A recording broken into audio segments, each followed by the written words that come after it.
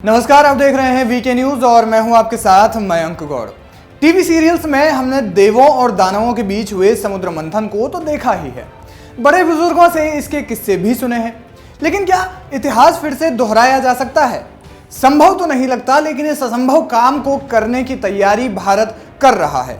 जी हाँ, भारत एक बार फिर से समुद्र मंथन की तैयारी कर रहा है और इसके लिए सरकार ने पूरी तरह कमर कस ली है। दरअसल चंद्रयान और सूर्ययान के बाद भारत ने एक और मिशन लॉन्च करने का ऐलान किया है। भारत इस मिशन के माध्यम से समुद्र की गहराइयों में जाएगा और इस मिशन को सफल बनाने के लिए इसके हर एक पहलू को बड़ी ही बारीकी से देखा जा रहा है।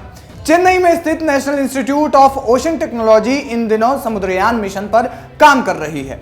इसे समुद्र की गहराइयों में छिपे असंख्य रहस्यों का अध्ययन करने के लिए लॉन्च किया जाएगा। यह यान समुद्र की गहराई में जाकर वहां के कई रहस्यों के बारे में जानकारी प्राप्त करेगा, जिससे अभी मानव जाति पूरी तरह अनभिज्ञ है।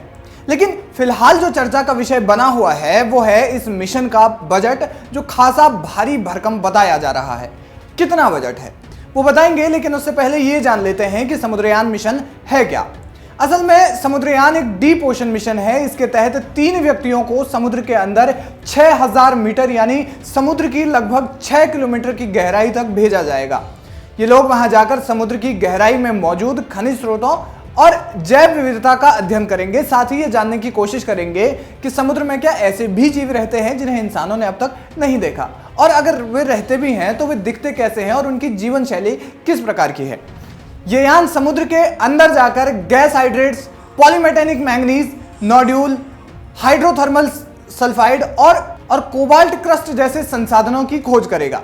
जानकारी के मुताबिक इससे समुद्र के इकोसिस्टम को कोई नुकसान नहीं होगा, बल्कि इससे ब्लू इकोनॉमी विकसित होगी, ऐसा सरकार का कहना है। सबसे खास बात यह है कि यह मिशन पूरी तरह से भारत में ही निर्मित है। उम्मीद जताई जा रही है कि 2026 में इस मिशन को लॉन्च कर दिया जाएगा।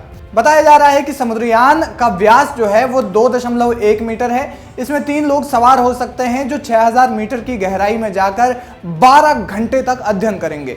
इस यान में 96 घंटे की इमरजेंसी इंड्योरेंस है, यानी 96 घंटों तक इसमें आराम से काम कर सकते हैं। उसके बाद सर्वाइवल की स्थिति पैदा हो जाएगी।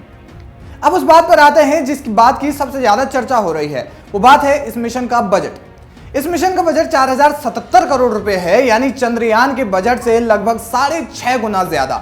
जी हाँ, 12 घंटे के इस मिशन का बजट चंद्रयान के बजट से 6.5 गुना ज्यादा है। इस लिहाज से समझा जा सकता है कि यह मिशन भारत के लिए कितना अहम और कितना महत्वपूर्ण है। लॉन्च होने वाले इस मिशन के बारे में आपकी क्या राय है, हमें कमेंट बॉक्स में जरूर बताएं। वीके न्यूज, राष्ट्र के नाम।